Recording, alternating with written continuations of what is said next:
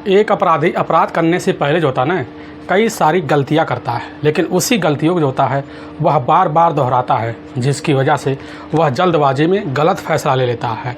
और उसी गलत फैसले की वजह से ना उसका पूरा का पूरा घर परिवार भी तबाह हो जाता है और वही व्यक्ति अपराधी बन जाता है। आज की घटना में सेम ऐसा ही कुछ हो गया, जिसकी वजह से एक युवती काफ़ी बेरहम तरीके से इस दुनिया को छोड़कर चली जाती है।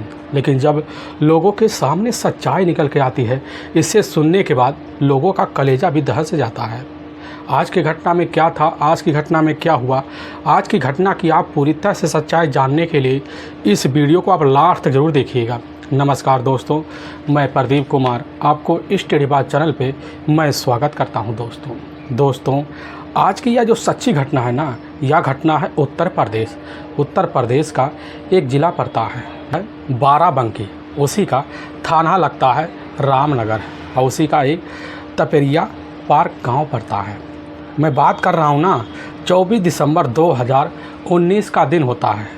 तो तपेरिया पार्क के गांव के जो लोग होते हैं सुबह सुबह मौके पर टहलने के लिए अपने गांव से बाहर निकल जाते हैं, और जब निकल जाते हैं तो उन्हीं के गांव के बाहर कुछ दूर पर जो होता है घाघरा नदी पड़ जाता है।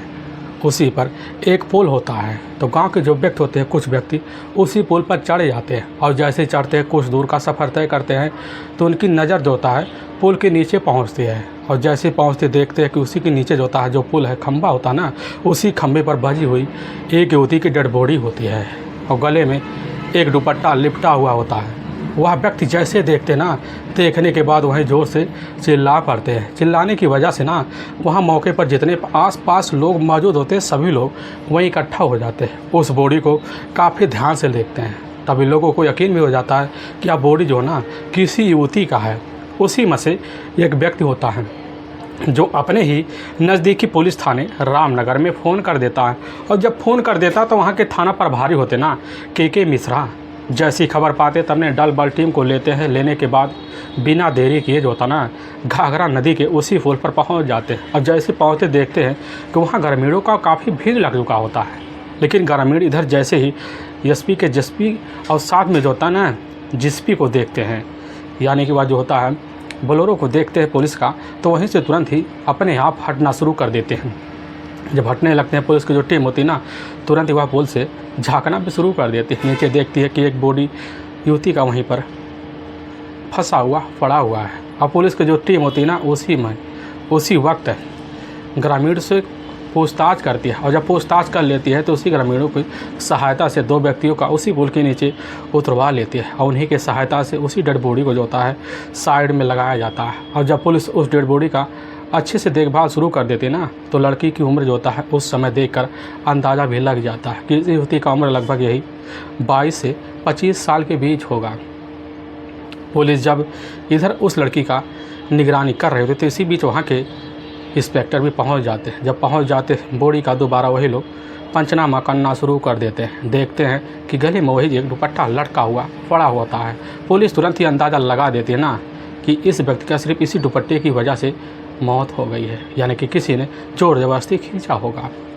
पुलिस जब लड़की के बॉडी को और ध्यान से देखती है ना शरीर पर कोई चोट होता है ना मचोट होता है, सिर्फ शरीर जो होता है पानी की वजह से फूला हुआ होता है। पुलिस तुरंत समझ जाती है कि लड़की की बॉडी को कहीं और से डंप किया गया है और यहाँ पर आकर इसी जगह अड़स गया होता है।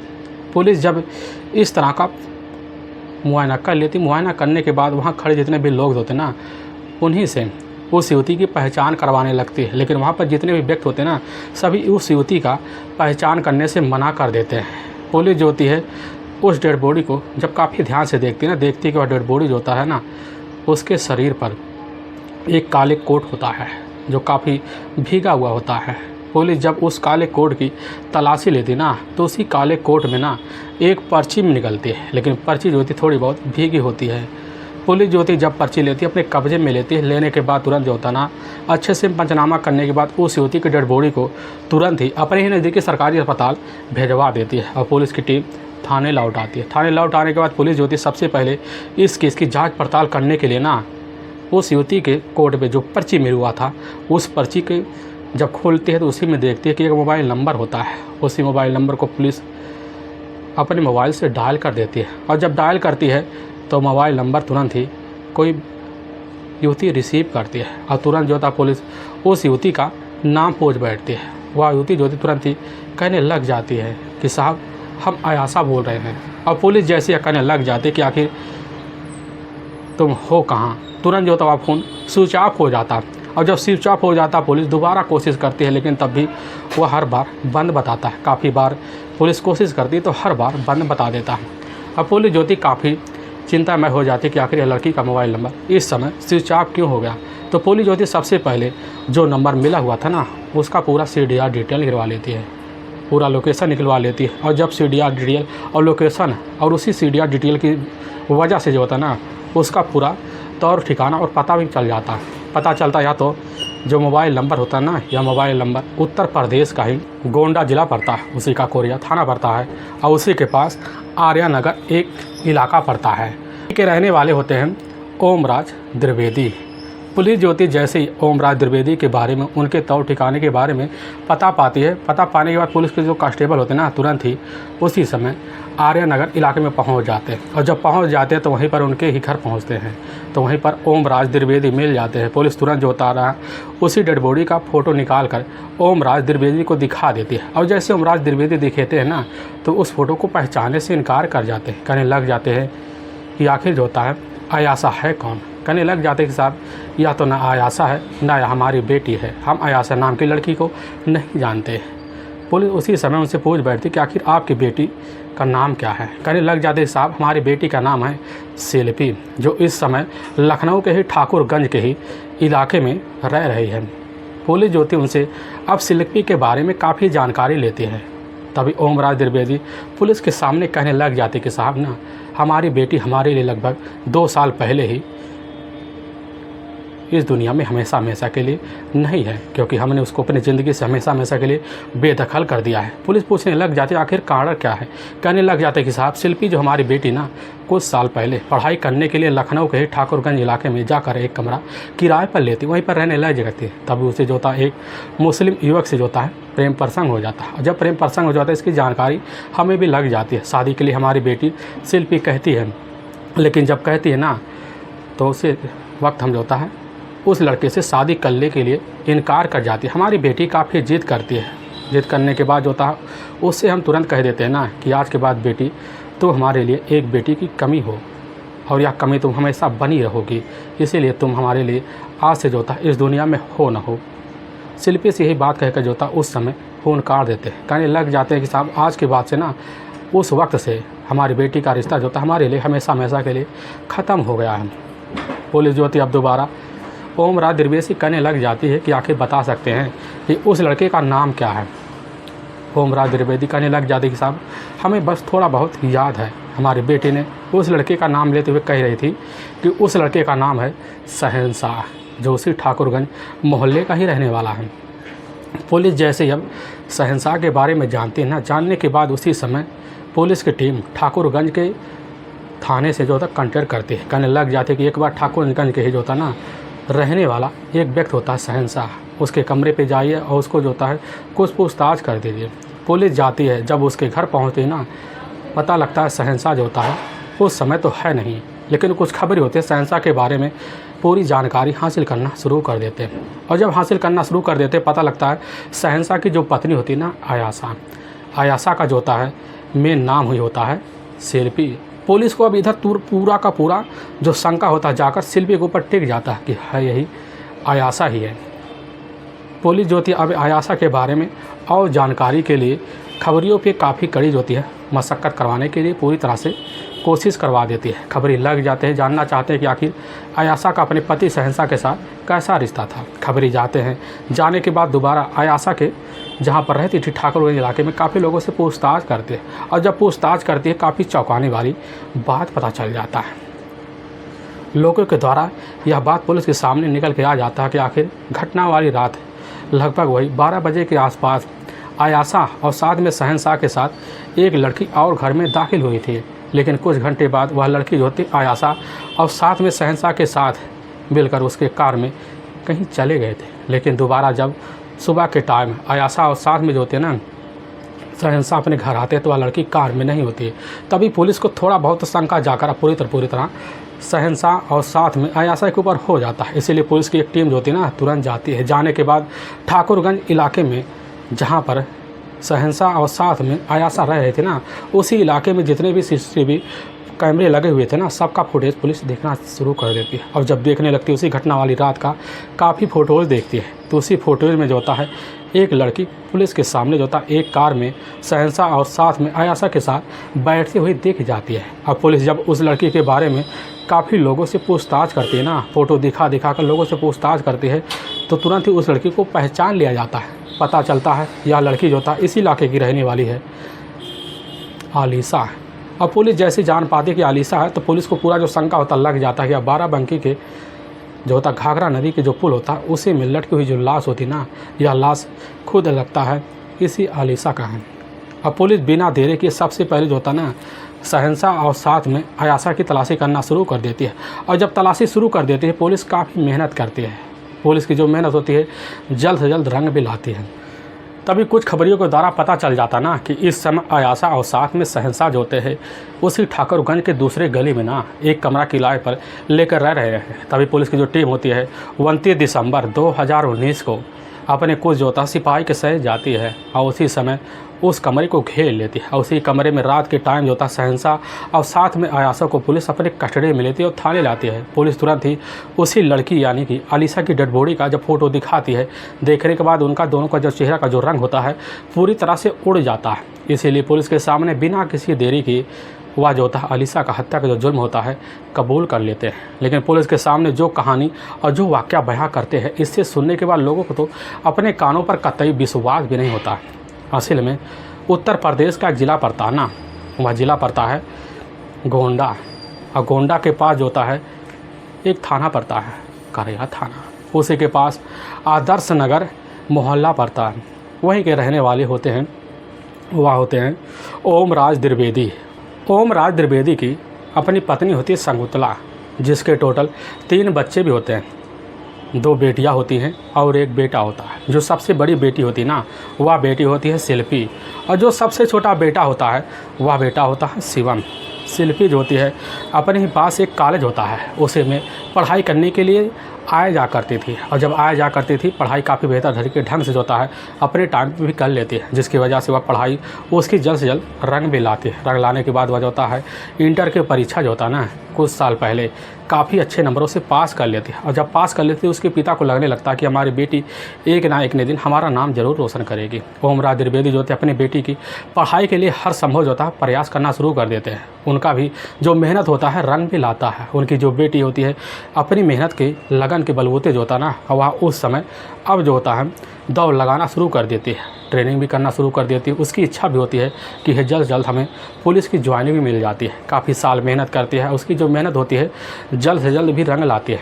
तभी जो होती है ना एक परीक्षा के लिए तैयारी करती है। वह परीक्षा होता ना उसका पुलिस का, और उसी में जाकर अच्छे नंबरों से पास कर लेती है। ट्रेनिंग भी होता, ट्रेनिंग भी में पास हो जाती है। उसकी पोस्टिंग जो होती है उसी समय पुलिस में हो जाती है। और जब हो जाती है तो यूपी पुलिस के नाम से जो होता है उसको लोग उसके गांव वाले भी जानते थे। यानी उस गांव में शिल्पी की जो इज्जत होती है अब बढ़ जाती है। कुछ दिन जो होता है अपनी ज्वाइन तो करती है, लेकिन जब करती है तो उस समय वह जो होता है उसकी पुलिस में नौकरी में मन नहीं लगता। इसीलिए जो होती है अपने पिता से बोलकर शिल्पी जो होती है उसी समय लखनऊ के लिए निकल पड़ती है। और जब निकल पड़ती है तो ठाकुरगंज जो इलाका होता है ना उस इलाके में जाकर एक कमरा किराए पर लेती है और वहीं पर रहना शुरू कर देती है। और वहीं से जो होता है मेडिकल कॉलेज में जाकर डिप्लोमा का कोर्स करना शुरू कर देती है। और करने भी लगती है, काफ़ी मेहनत करती है। जब मेहनत करती है तो उसी बीच उसको लगने लगता है कि हमारे पिता की बस की बात नहीं है कि हमारे इस कोर्स की जो पैसे की जो कारण हमारे लिए मजबूरी बन रहा है उसको झेल पाए। इसीलिए शिल्पी होती ना उस समय अपने पिता जो होता है ओमराज द्विवेदी की मजबूरी भी समझ लेते हैं। और जब समझ लेते तुरंत ही फैसला लेते क्यों ना जाकर हम कहीं पर नौकरी करें, और नौकरी की तलाशी करना शुरू कर देती। तभी उसको पता लगता है कि यहीं पास एक हॉस्पिटल है जिसमें मौके पर एक नर्स की आवश्यकता है। शिल्पी जो होती है उसी हॉस्पिटल में जाती है और नर्स का काम करना शुरू कर देती है। और जब करने लगती है उसके पास ठीक ठाक पैसे आना शुरू हो जाता है। उसी पैसे की वजह जो होता है अपनी पढ़ाई का जो कोर्स होता है उस कोर्स को संभालना भी शुरू कर देती है। वक्त गुजरने लगता है। इसी बीच शिल्पी जो होती है उसी नर्स के काम के लिए आए दिन हॉस्पिटल में एक सवारी के द्वारा आए जाया करती थी। तभी उसी बीच जो होता है मात्र घटना से 2 साल पहले शिल्पी जो होती है उसी अस्पताल में मौके पर किसी नर्स के पास जाकर बात कर रहे होते हैं। तभी उसी के पीछे जो होता है एक व्यक्ति खड़ा होता है। वह व्यक्ति उस नर्स को काफ़ी ध्यान से लग रहा होता है और शिल्पी जैसे ही उस नर्स के द्वारा जो होता है उस व्यक्ति की तरफ इशारा के द्वारा पता पाती कि यह व्यक्ति जो होता है शहंशाह है। शहंशाह से जाकर वहीं तुरंत ही अब उधर शिल्पी बात करना शुरू कर देती है। शिल्पी को काफ़ी अच्छी उसकी बात लग जाती है। पता लगता है ना शहंशाह जो होता है मौके पर एक प्रॉपर्टी डीलिंग का भी काम करता है। वह जो होता है हमारे इलाके ठाकुरगंज का रहने वाला है। लेकिन जैसे इधर शिल्पी पता पाती है कि हमारे इलाके हमारे मोहल्ले का ही रहने वाला है शहंशाह, तो शहंशाह से जो होती है दोस्ती वहीं तुरंत ही अब शिल्पी अब बना लेती है और शहंशाह भी तुरंत दोस्ती जो होता है शिल्पी से बना लेती है। लेकिन शहंशाह जो होता है उसी समय देखकर खूबसूरती को इस तरह फिदा हो जाता ना शिल्पी की कि मन ही मन अब शिल्पी को चाहना शुरू कर देता है।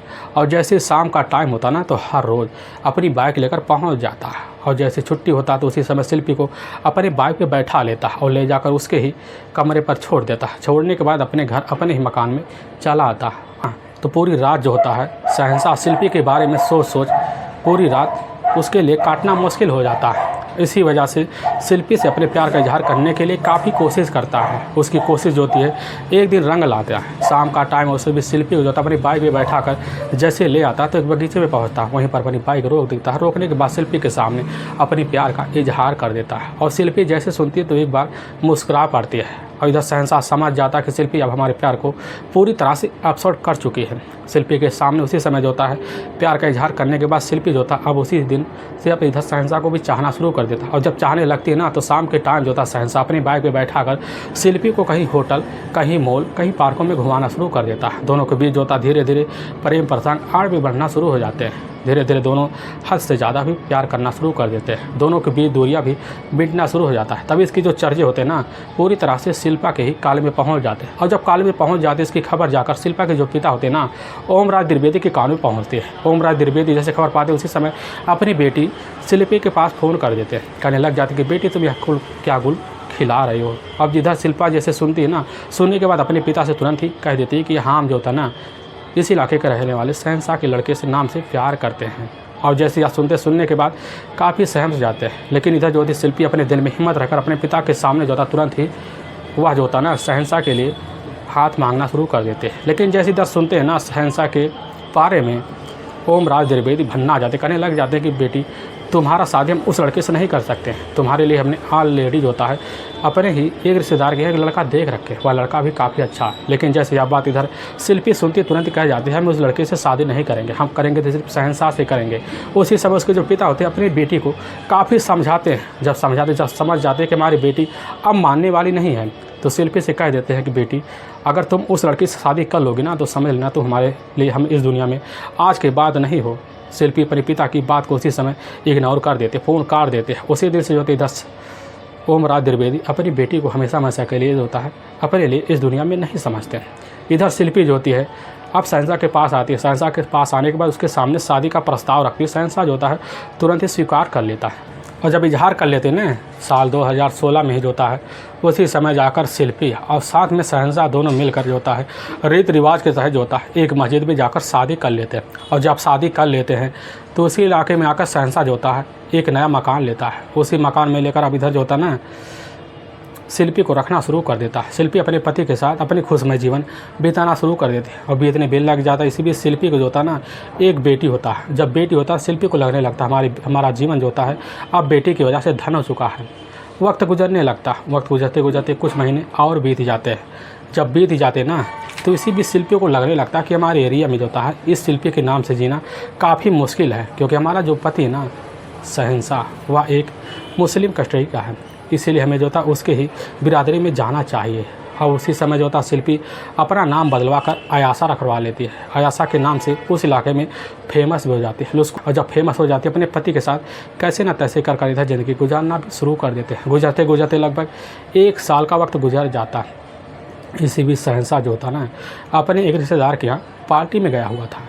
तभी उसी बीच उसी रिश्तेदार के यहाँ एक लड़की आई हुई थी जो देखने में काफ़ी खूबसूरत भी और चंचल भी होती है। वह लड़की कोई और नहीं होती है, वह लड़की होती है आलिशा, जिसकी उम्र होती है मात्र उस समय 23 साल के आसपास होता है। अब इधर जो होता है शहंशाह जैसे ही इधर आलिशा के बारे में जानकारी हासिल करता है, पता लगता है कि आलिशा जो होती है ना ऑलरेडी शादीशुदा है। आलिशा के पिता का नाम होता ना अकबर अली। अकबर अली जो होते हैं वह उत्तर प्रदेश के ही बरेली का ही प्रेम नगर एक इलाका पड़ता है, वहीं के रहने वाले होते हैं। लेकिन जब इधर जो होती ना आलिशा अपने पिता अकबर अली के साथ मौके पर कुछ साल पहले उनके साथ जब रहती थी ना, तो उसी समय वह जो होते हैं ना अकबर अली अपनी बेटी के लिए रिश्ते की तलाशी करते हैं। तभी उनको पता चल जाता कि लखनऊ के ही ठाकुरगंज जो इलाका पड़ता है ना, उसी इलाके का रहने वाला होता है शहबाज। और जब पता पाते हैं शहबाज के बारे में, पता लगता है जो लड़का होता है ना मौके पर सऊदीया कमा रहा होता है। तो अकबर अली को लगने लगता कि यह लड़का जो होता है हमारी बेटी जो होता है आलिशा के लिए काफ़ी परफेक्ट बैठेगी। उसी समय जो होता है आलिशा की शादी जाकर ना शहबाज के साथ करवा देते। और जब करवा देते शहबाज के साथ जो होती है आलिशा अपनी ज़िंदगी काफ़ी बेहतर तरीके से बिताना कुछ साल पहले शुरू कर देते हैं। लेकिन कुछ महीने तो बीतते हैं, जब बीतते इसी बीच जो होता है शहबाज अपनी पारिवारिक खर्चे के लिए जो होता ना वह सऊदीया निकल जाता। इधर जो होती है आलिशा ठाकुरगंज के इलाके में अपने कमरे में अकेले दिन भर पड़ी रहती है। और जब पड़ी रहती है उसी बीच उसका दिन जो होता काटना उसके लिए काफ़ी भारी पड़ जाता है। उसका शरीर जो होता है कुछ और मांगता है, लेकिन जब नहीं मिल पाता इसी बीच वह उसकी तलाशी में भी लग जाती है। तभी उसकी तलाशी के तहत जो होता ना एक पार्टी में उसकी मुलाकात जाकर करना शहंशाह हो जाता। अब शहंशाह उसकी जैसी पूरी डिटेल के बारे में पता पाता ना, पता पाने के बाद जो था उसी से आए दिन फ़ोन पे बात करना शुरू कर देता है। और जब बात करने लगता है इधर जो होता है आलिशा से इधर शहंशाह का मुलाकात भी होना शुरू हो जाता है। धीरे धीरे दोनों के बीच प्रेम प्रसंग चालू हो जाता है। और लेकिन जब प्रेम प्रसंग चालू हो जाता है दोनों के बीच जो होता है संबंध बन जाता है। उस संबंध का जो सिलसिला होता है बेधड़ चलना शुरू हो जाता है। लेकिन खबर होता ना असल में शहंशाह की जो पत्नी होती है आयाशा को कभी नहीं लगता। इधर जो होता बिन मुताबिक अपना ज़िंदगी शहंशाह जो होता है आलिशा के साथ जब मन करता तब आलिशा के कमरे में छरे में घुस कर आलिशा के साथ संबंध बनाना शुरू कर देता है। यह संबंध का जो सिलसिला होता है बेधड़क चलना शुरू हो जाता है। वक्त गुजरने लगते हैं, इसी बीच आलिशा को लगने लगता है कि हमारा पति हमारे पास आने वाला नहीं है, कब तक अपने पति से दूरी बनाएंगे। क्यों ना जाकर शहंशाह के सामने होता है शादी का प्रस्ताव रखा जाए, क्योंकि इस दुनिया में अकेला जीना काफ़ी भारी लगता है। यही जो होती है आलिशा जब बात सोचने के बाद होती है शादी के लिए काफ़ी अच्छे समय का इंतजार भी करती है। तभी एक दिन दोपहर का वक्त होता है, उसी बीच शहंशाह जैसे ही आलिशा के साथ संबंध बना के उठता ना तो आलिशा तुरंत उसके सामने शादी का प्रस्ताव रख देती है। इधर जैसे यह बात इधर शहंशाह सुनता, सुनने के बाद दंग सा रह जाता है। कह बैठता है कि तुम्हारे साथ शादी तो कतई नहीं कर सकते, क्योंकि हम ऑलरेडी शादीशुदा हैं। अगर तुमसे शादी करेंगे ना तो हमारे घर में हमारे परिवार में हमारी एक बेटी के बीच तुरंत ही कला हो जाएगा। लेकिन जैसे इधर जो होती है आलिशा बात सुनती कहने लग जाती है कि हम करेंगे शादी तो तुमसे ही करेंगे, चाहे जो हो जाए, इसके लिए हमें चाहे जो करना पड़े। और जैसे ही आप बात जो होता इधर शहंशाह सुनता कहने लग जाते हैं कि हम तुमसे शादी नहीं करेंगे, लेकिन हाँ तुम्हारे लिए एक नया प्लॉट ज़रूर दिला देंगे, चलो हम तुम्हें यहाँ से कहीं दूसरी जगह शिफ्ट कर दें। शहंशाह की बात जो होता है आलिशा मान लेती है। जब मान लेती है शहंशाह जो होता है उसको अपने ही इलाके ठाकुरगंज में एक कमरा जो होता है किराए पर दिलवा देता है। कमरा काफ़ी बेहतर होता है, उसी कमरे में लेकर अब जो होता है उधर आलिशा को रखना शुरू कर देता है। जब मौका मिलता घर में घुस कर आए दिन वही रिश्ता रखना शुरू कर देता है। वक्त और गुजरने लगता है, लेकिन इधर आलिशा को लगने लगता है कि हम इस दुनिया में कब तक ऐसे बिना अकेले जिएंगे। तभी वो फैसला लेती है कैसे ना तैसे कर करना हम शादी जो होता है शहंशाह से ज़रूर करेंगे, चाहे जो हो जाए, चाहे हमें उसकी दूसरी पत्नी बनना पड़े। और वही शाम का टाइम उसी भी शहंशाह जब उसकी आलिशा के पास पहुंचता है, आलिशा तुरंत ही फिर शादी की बात छेड़ देती है। और जब छेड़ देती है तो उसी समय कह देता ना कि ठीक हम समय आने पर तुमको बता देंगे शादी कब करना है। लेकिन आलिशा जो होती है शहंशाह के ऊपर काफ़ी जो होता है दबाव डालना शुरू कर देती है। अब यह दबाव हर दिन डालना शुरू करती है, जिसकी वजह से इधर शहंशाह काफ़ी ज़्यादा परेशान हो जाता है। और जब परेशान हो जाता है तो इसी बीच इसकी जो खबर होती है ना पूरी सच्चाई आकर अपनी पत्नी आयाशा को बता देता है। लेकिन आयाशा जैसे सुनती उसी समय एक बार भन्ना आ जाती है, और भन्नाने की वजह से इधर दोनों के बीच झगड़े तकरार शुरू हो जाते हैं। लेकिन शहंशाह जो होता अपनी पत्नी को काफ़ी सत्वाना देते हुए कहने लग जाता ना कि एक बार तुम ठंडे दिमाग से सोचो, अगर हम तुमसे दूर रहना चाहते ना तुम्हारे सामने इस सच्चाई का जिक्र नहीं करते। लेकिन यह बात आयाशा के दिल में बैठ जाता है, और जब बैठ जाता शहंशाह से कहने लग जाता ना कि कुछ ना कुछ तोड़ निकालो हमें अपने सौतन से छुटकारा दिलाने के लिए।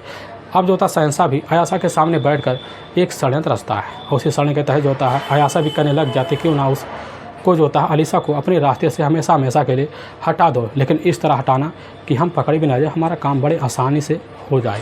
और इसीलिए प्लान के तहत जो होता है अपना चाल चलना भी शुरू कर देते हैं, अच्छे समय का इंतजार भी करते हैं।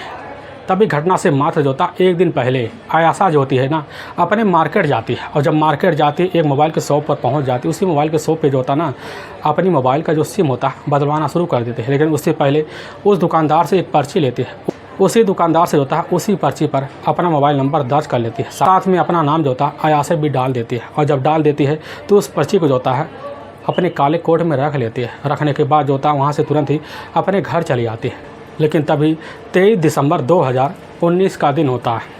वही लगभग एकदम रात का 8 बजे का टाइम होता है। उसी बीच जो होता ना इधर शहंशाह अपनी जो होती प्रेमिका यानी कि उस आलिशा के पास फ़ोन करता है। उससे कहने लग जाता है कि तुम इसी वक्त हमारे कमरे पर आ जाओ, काफ़ी अर्जेंट काम है। आलिशा जैसी इधर शहंशाह की बात सुनती काफ़ी खुशी में हो जाती। वह सोचने लग जाती कि हो सकता है आज हमारी रिश्ते की बात हो। आलिशा तुरंत ही अपने घर से जो होता है ना बिना किसी को बताए तुरंत निकल पड़ते। निकलने के बाद शहंशाह के कमरे में दाखिल हो जाती है। देखती है उसके सामने ही उसकी पत्नी खड़ी होती है और वहीं पर आयासा होती है। तो इधर आलिशा को काफ़ी प्यार से मीठो बातें में उलझाकर उसको बैठाती है और उसके सामने जो होता है कुछ चाय की पेशकश कर लेती है। और जब करती इधर आलिशा चाय पीती है। पीने के बाद जो होता है तुरंत दोनों मिलकर जो होता है ना उसी समय आलिशा से कहने लग जाती कि चलो हमें आज रामनगर एक अपने रिश्तेदार के यहाँ चलना है और वहाँ पर काफ़ी बड़ा फंक्शन भी है, काफ़ी लोगों को बुलाया है और तुम भी हमारे साथ चलो। आलिशा भी सुन लेती है। सुनने के बाद शहंशाह की बात को मान लेती है। कहने लग जाती कि चलो आज हम तीनों मिलकर अपनी ज़िंदगी काफ़ी बेहतर तरीके से कहीं जिएंगे।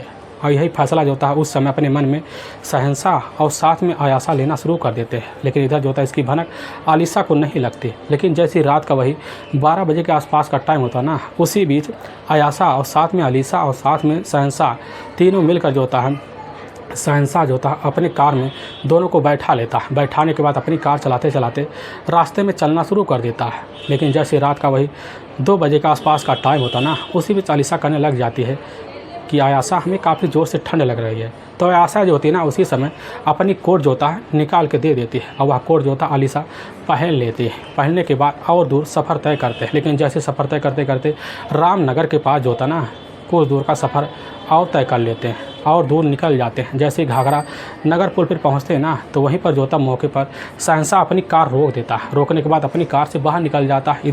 इधर कार में से जो होता ना आयासा और साथ में आलिया दोनों बाहर निकलती हैं और इधर पीछे से जो होता है दोनों बात करना शुरू कर देते हैं। और जैसे इधर जो होती है आयासा देखती ना कि आलिया इस समय नदी की तरफ लग रही है। तुरंत ही अपना ही खुद का दुपट्टा निकालती है। निकालने के बाद जो होता है आलिया के गले में लगाकर वही ज़ोर से खींच लेती है, जिसकी वजह से आलिया की वही मौत हो जाती है। मौत होने के बाद जो होता ना उसी समय आलिया की डेड बॉडी को दोनों उठाकर उसी नदी में डंप कर देते हैं। इसके बाद इधर जो होता ना आयासा और साथ में शहंशाह अपने अपने घर चले आते हैं। लेकिन वाकई में दोस्तों पुलिस के सामने जो सच्चाई होता ना आयासा और शहंशाह के थ्रू आता है। इससे सुनने के बाद पुलिस को तो पहले तो यकीन नहीं होता। लेकिन पुलिस की जो टीम होती है इन दोनों को कस्टडी में लेने के बाद ले जाती है, वहाँ के कोर्ट में पेश करती है। कोर्ट में इन दोनों के ऊपर काफ़ी गंभीर धर्म मुकदमा दर्ज करके ले जाकर हमेशा के लिए जेल के सलाखों के पीछे भी डाल देती है। दोस्तों हमें इस घटना का सुनाने का उद्देश्य किसी को परेशान करना नहीं है और ना ही किसी के दिल को ठेस पहुँचाना है, बल्कि आपको यह बताना है कि आप जहाँ भी रहना आप सावधान और सतर्क जरूर रहे। दोस्तों अगर आपको यह वीडियो पसंद आ रहा है तो इस वीडियो को आप ज़्यादा से ज़्यादा शेयर और सब्सक्राइब जरूर करें, जिससे हम आपके बहुत आभारी रहेंगे। फिर मिलेंगे नेक्स्ट वीडियो लेकर। तब तक के लिए जय हिंद और जय भारत।